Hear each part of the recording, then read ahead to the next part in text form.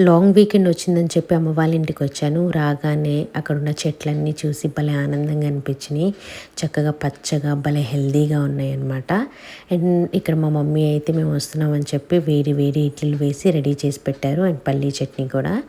నేనైతే ఇడ్లీలు వండటానికి మినప గుళ్ళు వాడతాను. కానీ మా మమ్మీ ఏంటంటే మినువులు ఉంటాయి కదా పట్టు తీయనివి, సో అవి యూజ్ చేశారనమాట. భలే రుచిగా ఉన్నాయి.